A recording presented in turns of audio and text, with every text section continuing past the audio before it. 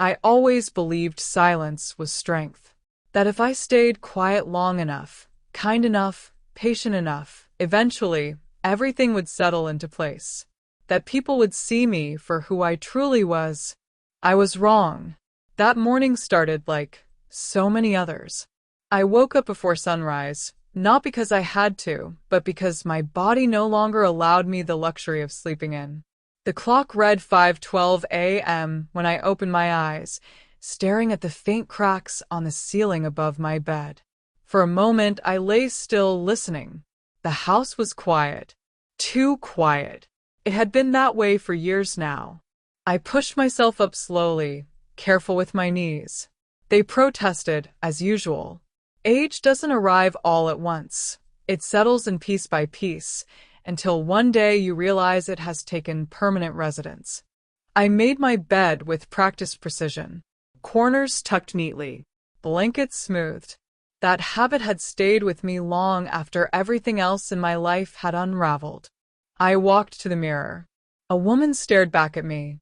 Her hair, silver, carefully pinned. Her face, lined, but composed.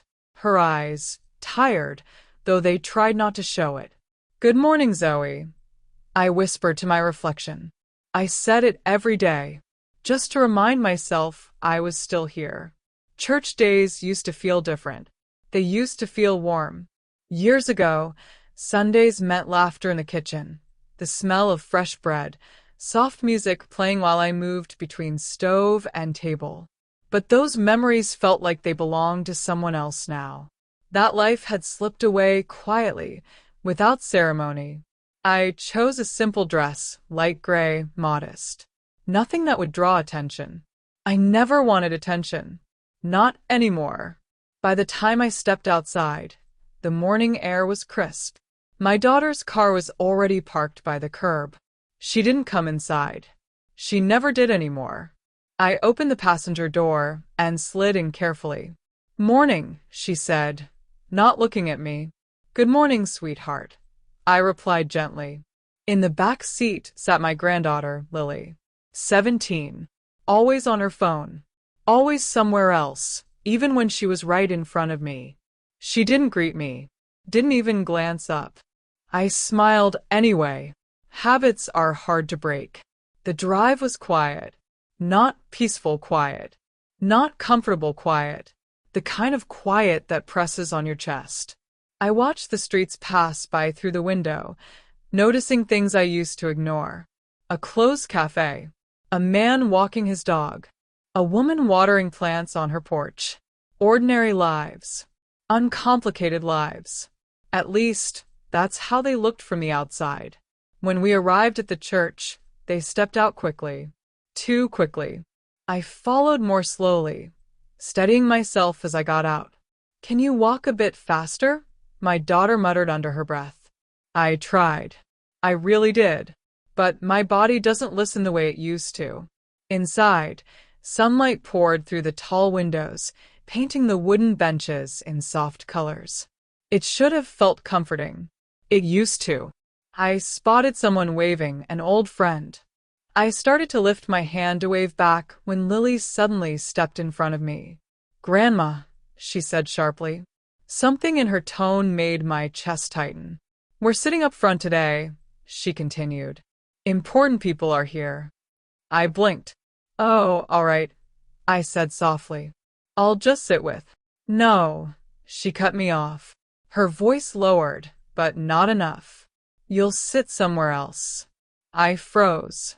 I thought I'd sit with you," I said, confused. She rolled her eyes. "There's no space." There was. I could see it. But before I could speak again, her hand pressed lightly, but firmly, against my arm, guiding me, no, pushing me, toward the back. "Just go sit there," she said. Then she leaned closer and whispered something that didn't feel like a whisper at all.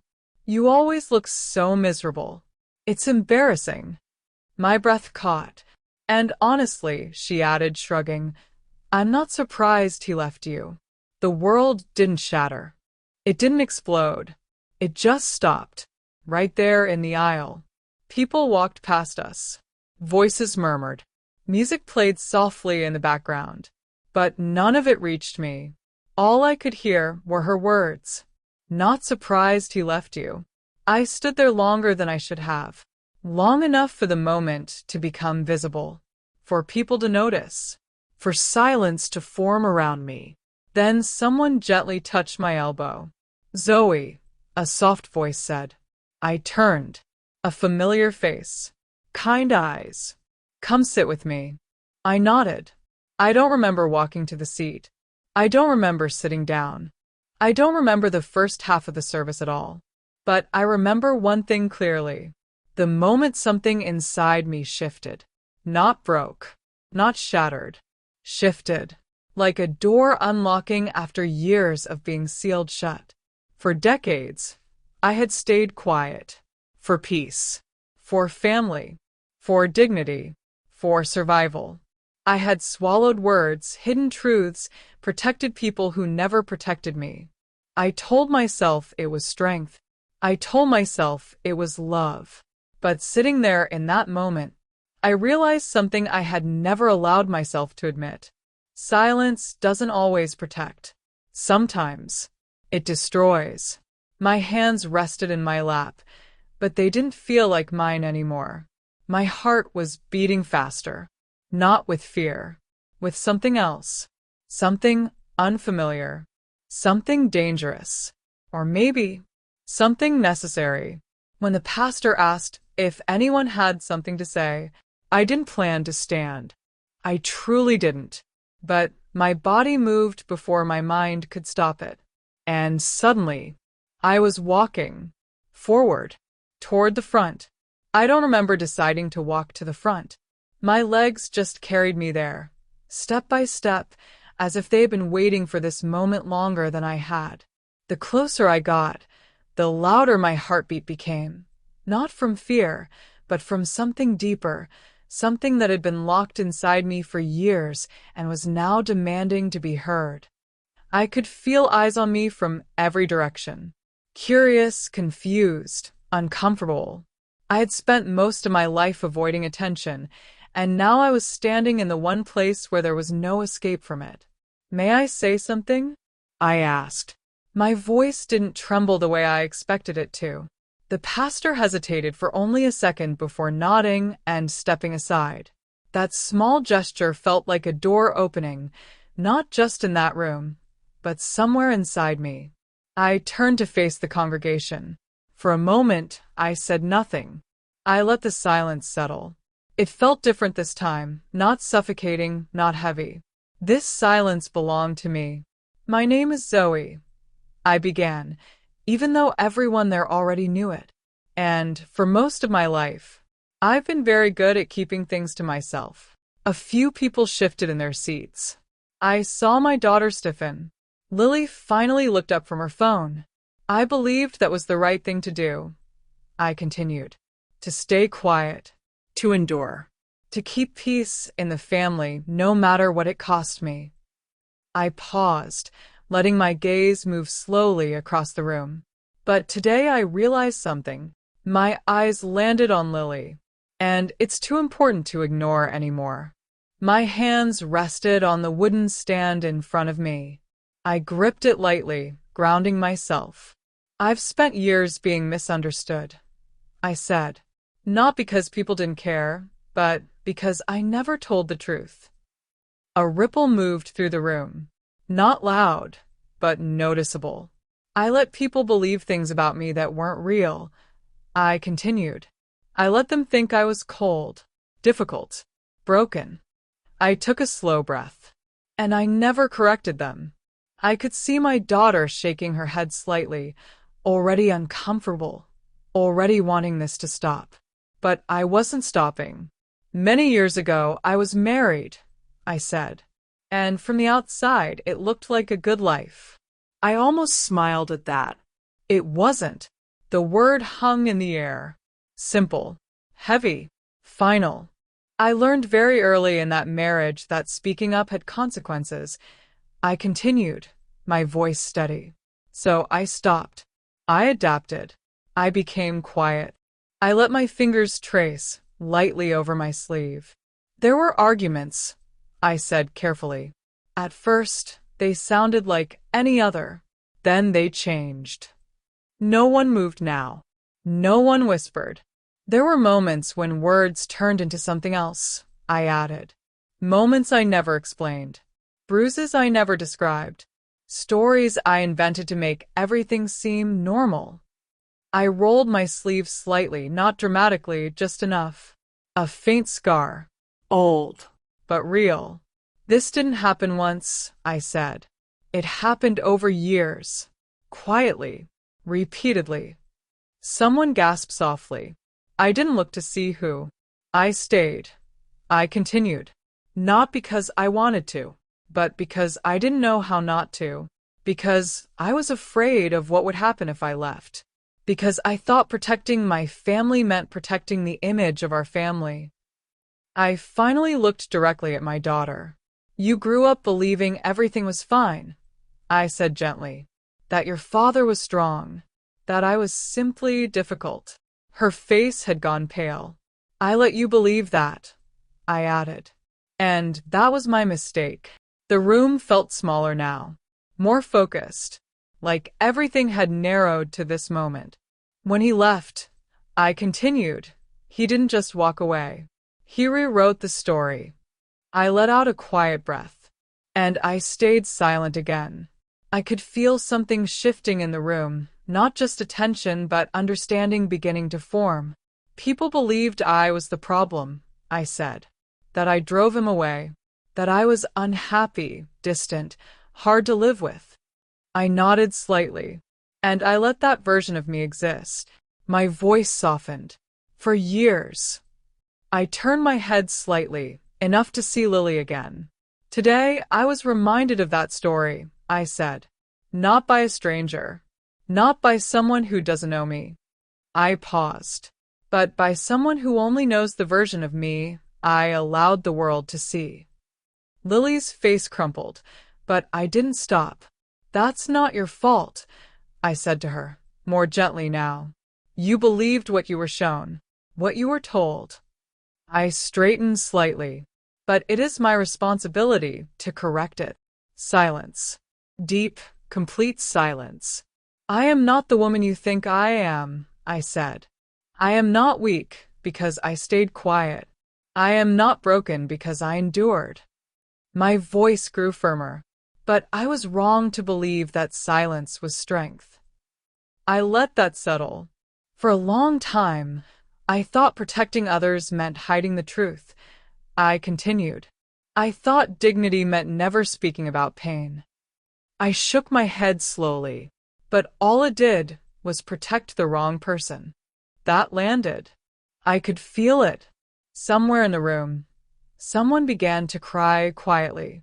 I'm not here to accuse, I said. I'm not here to ask for sympathy. And that was true. I'm here because I don't want to disappear inside a lie anymore. My hands relaxed slightly on the stand. I don't want to be reduced to a story someone else created. I looked at my daughter again. I don't expect you to understand this immediately, I said. I don't expect anything from you at all. Then I looked at Lily. But I do want you to know the truth. My voice softened again. Not the comfortable version. The real one. I stepped back slightly. And the truth is, I survived something I never spoke about. A long pause. And I'm still here. That was the first time my voice nearly broke, but it didn't. I don't regret loving my family, I added quietly. I don't regret the years I gave. I inhaled slowly. But I do regret staying silent for so long. I let my hands fall to my sides. And today that silence ends. No dramatic finish. No raised voice. Just truth. Simple and unfiltered. I stepped away. For a moment, nothing happened. Then the room shifted, like air returning after being held too long. I didn't look at anyone as I walked back. Not my daughter. Not Lily. Not anyone. Because for the first time in my life, I wasn't walking back to hide. I thought everything would change after that day. Not instantly, not magically, but at least something. A conversation. A question. Even anger would have been something real to hold on to. Instead, what I got was silence. Not the kind I had chosen for years, the quiet, controlled kind that I used to survive. This silence was different. It was colder, sharper. It had weight to it, like a door closing slowly and locking from the other side. 3 days passed before I realized something was truly wrong. No calls. No messages. No visits. At first, I told myself they just needed time. That what I had said was a lot to process. I tried to be reasonable, patient, understanding, the same habits I had built my entire life. But by the end of the first week, patience began to feel less like strength and more like self-deception. I still went to church the following Sunday. Alone. For the first time in years, I didn't wait by the window for a car that wasn't coming. I didn't check the clock. I didn't listen for tires on gravel. I simply got dressed, took my bag, and walked to the bus stop 2 blocks away. It felt strange. Not humiliating. Not even sad. Just unfamiliar. Like learning how to exist in a life that had quietly moved on without me. When I arrived, a few people greeted me differently than before. Their voices were softer. Their eyes lingered a little longer. Some of them squeezed my hand like they understood something they hadn't before. Others avoided looking at me entirely, as if truth had made me uncomfortable to be around. I didn't blame them.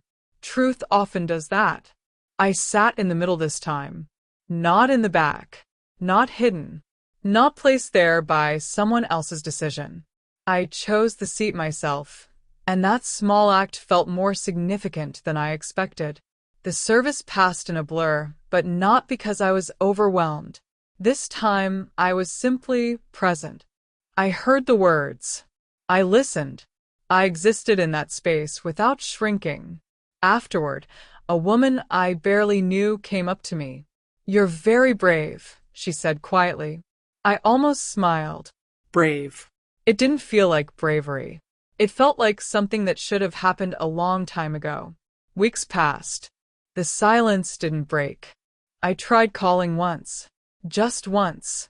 I stared at my phone for nearly 10 minutes before pressing the button.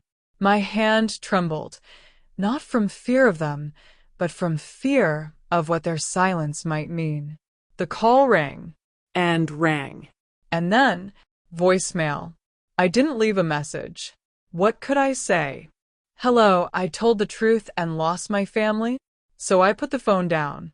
And I didn't try again. Life became smaller. Not empty, but quieter. More contained. I started noticing things I hadn't paid attention to before. The way sunlight moved across my living room floor during the day. The creaking sound of the stairs at night. The rhythm of my own breathing when everything else was still. I began spending more time outside. Not because I had somewhere to go, but because staying inside too long made the silence louder. One afternoon, I found myself sitting on the porch longer than usual, watching people pass by. A man walking his dog stopped and nodded. A child rode past on a bicycle, laughing. Somewhere down the street, someone was playing music. Life was still happening, just not with me in it. At least, not in the way I had known. The second week turned into the third. That's when the doubt began. Not loud, not overwhelming, just quiet enough to slip into my thoughts when I wasn't paying attention. Maybe I shouldn't have said anything. Maybe I should have kept it to myself. Maybe they were right. Maybe I made it worse. That last thought stayed longer than the others. It lingered. It repeated itself. It tried to sound reasonable. I recognized it immediately. That voice wasn't new. I had lived with it for years. But something had changed. Before, I would have believed it. Now, I questioned it. I would sit there, staring at nothing, and ask myself one simple thing. Was it a lie? And every time the answer came back the same. No. It wasn't a lie. And if it wasn't a lie, then why should I regret saying it? That question didn't erase the pain, but it steadied me. it kept me from slipping back into the version of myself that accepted everything in silence. By the fourth week, the absence became undeniable. They weren't taking time. They had chosen distance. That realization didn't break me the way I expected. It didn't feel like a sudden collapse. It felt like a slow understanding, like watching a door remain closed long enough that you finally stop waiting for it to open. I stopped checking my phone as often, stopped expecting footsteps outside, stopped imagining conversations that were never going to happen. And, strangely, that made things easier. Not better, but clearer. I built a routine. Simple things. Morning tea, short walks, reading, Cleaning. small, steady actions that gave shape to the day. I started volunteering at the church once a week. Nothing complicated, just helping organize donations, sorting items, keeping things in order. It gave me something I hadn't realized I needed: structure. And more than that, connection. Not deep, not immediate, but real. People spoke to me. Not about my past, not about what happened, just normal conversation. At first, it felt unfamiliar. Then it started to feel good.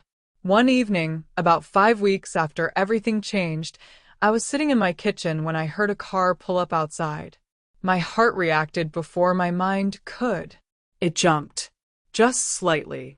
I stood up, walked to the window, looked out. The car wasn't theirs.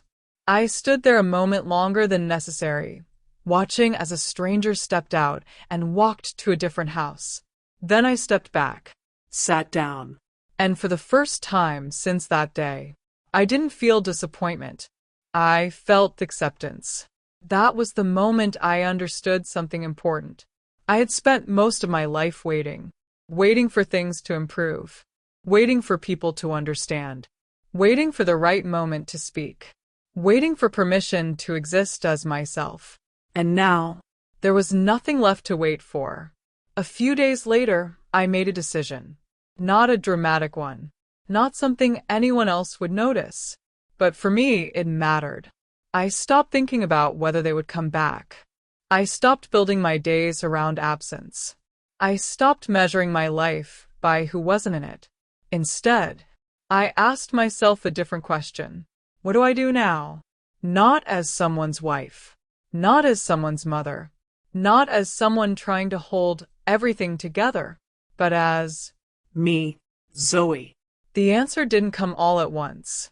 It came slowly, in small moments, in quiet realizations, in choices that didn't seem important but were, and for the first time in years, Those choices were mine. the question stayed with me longer than I expected. What do I do now? Not in a dramatic, life-changing way, but in quiet moments, while washing dishes, while sitting by the window, while walking down familiar streets that no longer felt the same. For most of my life, I had never truly asked myself that question.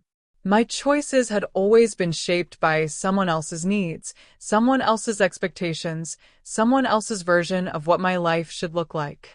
Now, for the first time, there was no one directing me, no one waiting for me, no one depending on me in the way I had grown used to.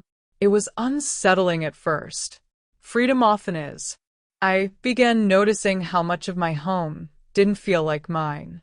Not in ownership, I had lived there for years, but in memory. Every room held something I hadn't questioned before. The chair by the window where I used to sit and wait. The kitchen table where conversations had grown shorter over time until they disappeared completely. Even the walls felt like they had absorbed years of silence. I walked through the house one afternoon, slowly, deliberately, as if seeing it for the first time, and realized something I hadn't allowed myself to admit. I wasn't just alone in that space. I was stuck in it. The thought came quietly, almost casually, but once it appeared, it refused to leave. I don't have to stay here. I sat with that idea for a long time. Not because it was impossible, but because it was unfamiliar. Leaving had always been something I associated with loss, with failure, with abandonment. But this wasn't that. This felt different. This felt like choosing, not escaping. The next morning, I made a phone call. My voice was calm as I spoke, even though my hands weren't entirely steady. I asked simple questions, practical ones, about selling, about moving, about what came next. The woman on the other end of the line spoke kindly, efficiently, as if this was just another normal step in life. And perhaps it was. To her, it was routine. To me, it felt like stepping into something unknown without knowing exactly where it would lead. Within days, strangers began walking through my home, looking at it not as a place filled with history, but as a structure. Walls, floors, light, space. I watched them move through rooms that had once held so much weight for me, and I felt something unexpected. Distance. Not sadness, not attachment, distance. As if the life I had lived there no longer belonged to me in the same way. Offers came quickly, faster than I anticipated. Apparently, the house was more valuable than I had ever considered. That realization stayed with me, not because of the money, but because of what it represented. I had spent years believing I had nothing left, nothing of worth, nothing to claim as my own. And yet here it was, proof that I had been standing on something solid all along without recognizing it. I accepted one of the offers without overthinking it. For once, I didn't hesitate. Packing was different than I expected. I thought it would feel heavy, emotional, difficult, but instead, it felt clarifying. Every item I touched forced a decision. Keep or let go. And with each decision, I understood something about myself. There were things I had held on to out of habit, not meaning. Objects tied to memories I no longer needed to carry. I didn't rush the process, but I didn't cling to it either. I allowed myself to move forward, piece by piece. Some things I kept. A small photo, a few books, items that felt like they belonged to me, not to the life I used to live. The rest, I released without guilt. People from the church began stopping by occasionally, offering help. Some brought boxes. Others brought food. Their presence was quiet, respectful, not intrusive. They didn't ask questions I didn't want to answer. They didn't treat me like someone fragile. And for that, I was grateful. One afternoon, while sorting through old belongings, I came across a box I hadn't opened in years. I knew what was inside before I even touched it. The past, preserved in pieces. Evidence of things I had once hidden. For a moment, I considered opening it, but I didn't. Not because I was afraid, but because I realized something important. I didn't need it anymore. I closed the box again and set it aside. Some things no longer needed to follow me into the next part of my life. The new place was smaller. Much smaller.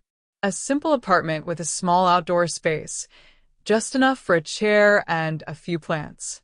When I first saw it, I didn't think about what it lacked. I thought about what it offered. Quiet. Light. A sense of beginning. On the day I moved in, I stood in the empty room for a while listening, not for something that was missing, but for something new. The silence here was different. It didn't feel heavy. It didn't press down on me. It felt open. I placed my chair by the window, not to wait, just to sit. Days began to take on a new rhythm, not dictated by obligation, not shaped by expectation, just simple, steady movement forward. I started waking up without that familiar weight in my chest. I drank my tea without thinking about who wasn't there. I stepped outside without wondering if I should be somewhere else. I began planting flowers. At first, just a few, then more. My hands in the soil, working slowly, carefully. There was something grounding about it, something honest. You plant, you wait, you care, and eventually something grows. No pretending. No hiding. Just process and patience. I hadn't realized how much I missed that. One afternoon, while tending to the small garden space, a neighbor approached. An older woman with kind eyes and a curious expression. She introduced herself, asked simple questions, made small observations about the flowers I was planting. There was no pressure in the conversation, no expectation. Just two people speaking without roles, without history. It felt easy. That surprised me. I started going on longer walks, exploring streets I had never paid attention to before. Not because they were new, but because I noticed details. The way light reflected off windows in the afternoon. The sound of distant traffic blending into background noise. The presence of other people living their own lives, separate from mine. For years, my world had been defined by a small circle. Now it was expanding. There were still moments of quiet sadness. I won't pretend there weren't. Sometimes I would think about my daughter, about Lily, about what had been lost, what remained unresolved. Those thoughts didn't disappear, but they didn't control me anymore. They passed through like weather. Felt, acknowledged, and then gone. I no longer built my life around waiting for them to return. If they did, then I would face that moment when it came. But until then, I had a life to live. One evening, sitting on my small patio, watching the sky shift from gold to deep blue, I realized something that changed everything. For the first time in my life, I felt peaceful. Not because everything was fixed, not because the past had disappeared, but because I was no longer fighting myself. I wasn't hiding. I wasn't pretending. I wasn't shrinking to fit into someone else's version of who I should be. I was simply living. As Zoe. And that was enough. Peace has a quiet way of settling into your life when you stop resisting it. Not loudly, not dramatically, just slowly, like light filling a room at dawn. I had begun to trust that feeling, to accept that maybe my life didn't have to be defined by what I had lost, but by what I was finally building. Days passed with a kind of steady calm I had never known before, and I allowed myself, cautiously at first, to believe that this was real, that this was mine.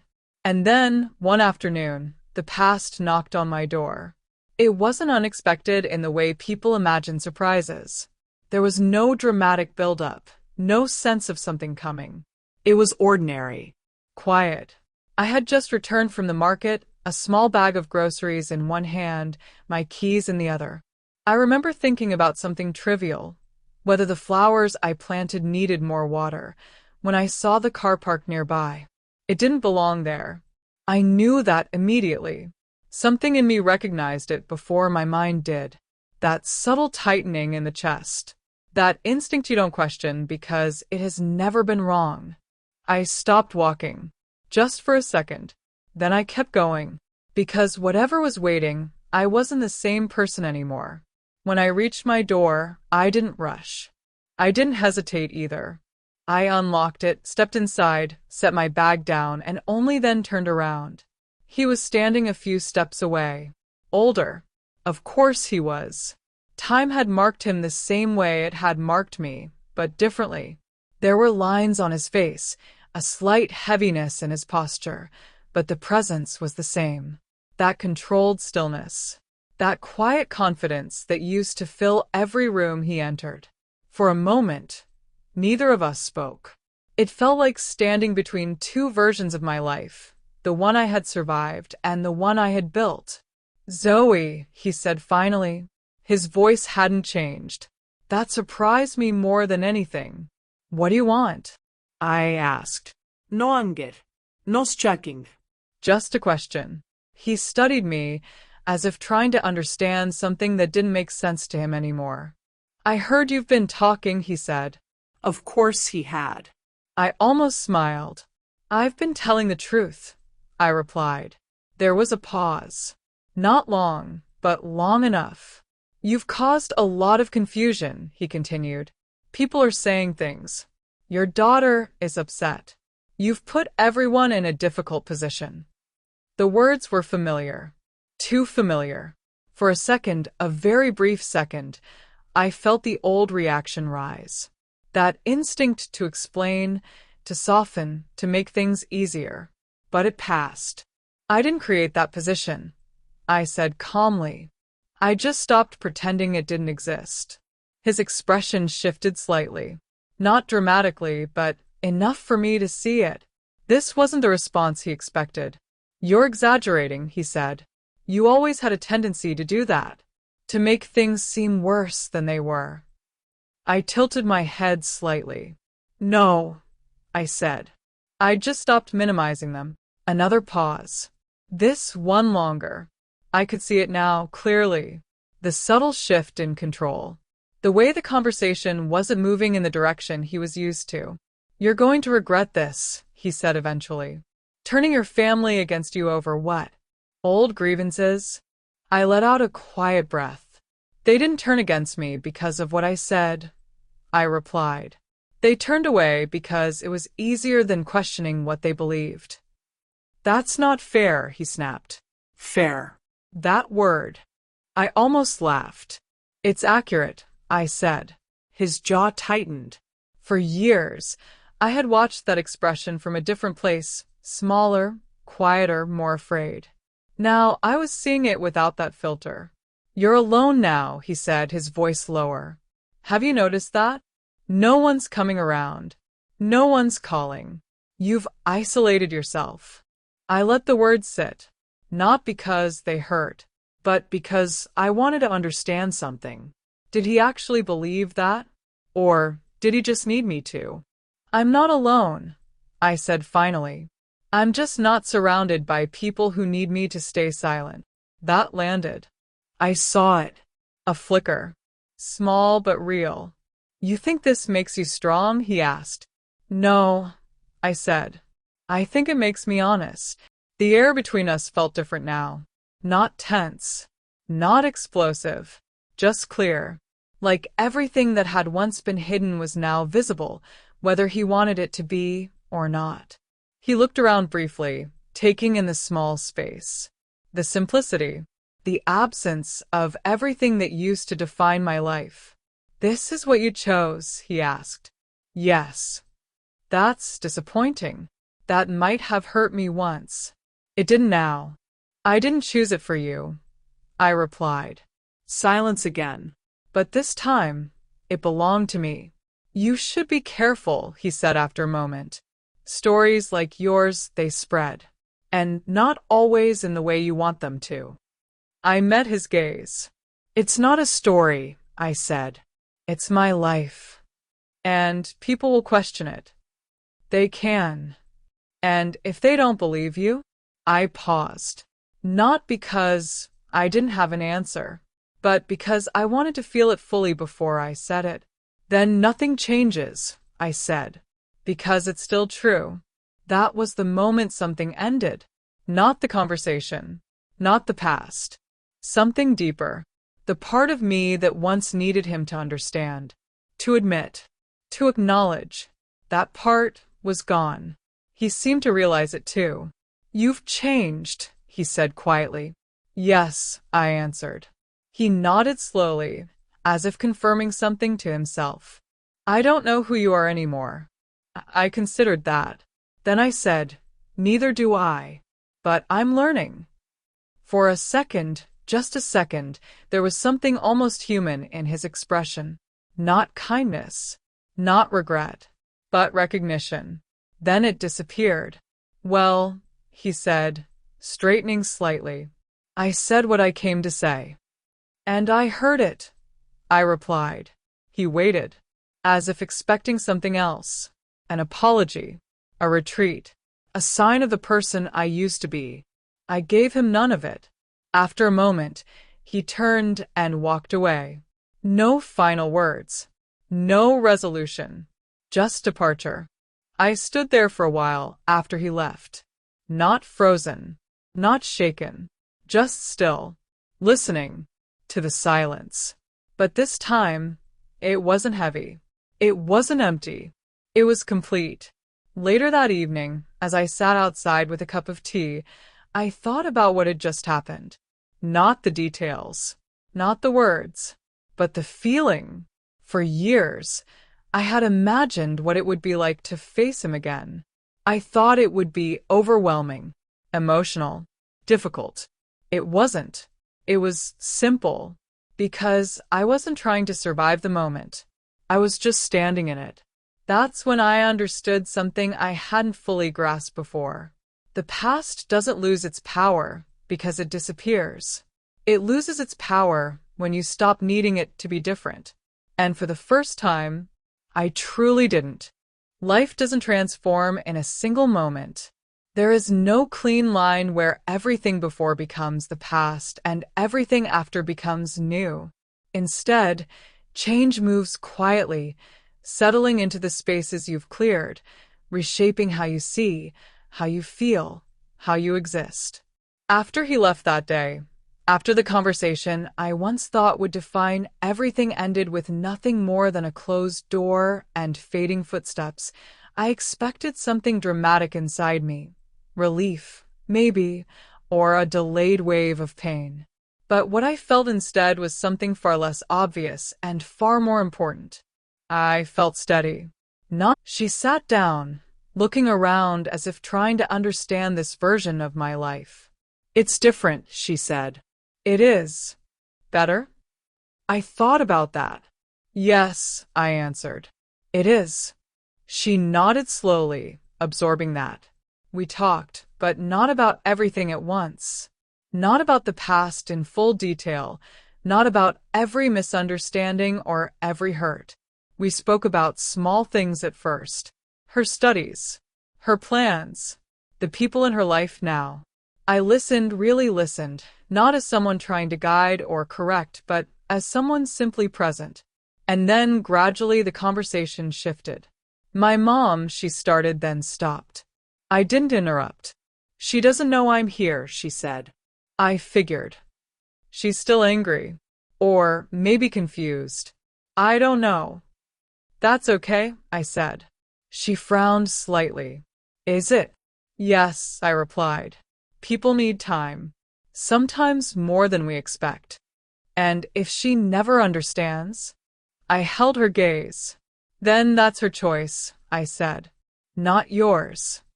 She considered that carefully. You're not angry? She asked after a moment. I admitted. But I'm not anymore. How? That question didn't have a simple answer. I stopped waiting for people to be different, I said, and started deciding who I wanted to be instead. She was quiet for a while after that, thinking, processing, growing. I could see it happening. When she finally stood to leave, the light outside had already begun to soften into evening. Can I come again? She asked. Yes, I said. You don't have to ask. She smiled slightly. A real smile. Then, without hesitation this time, she stepped forward and hugged me. It wasn't long. It didn't need to be. But it was enough. After she left, I returned to the patio and sat down, the same way I had done countless evenings before. The sky was shifting colors again, the air calm, the world moving at its own steady pace. And I thought about everything, not with regret, not with longing, but with clarity. My life hadn't become perfect. It hadn't erased what had happened. It hadn't restored everything that was lost. But it had become something else. Something honest. Something chosen. Something mine. I used to believe that strength meant enduring, that silence meant dignity, that survival meant staying. Now I understand something different. Strength is choosing yourself, even when it costs you everything familiar.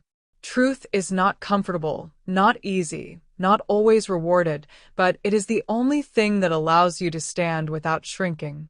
And freedom is not the absence of pain. It is the absence of pretending.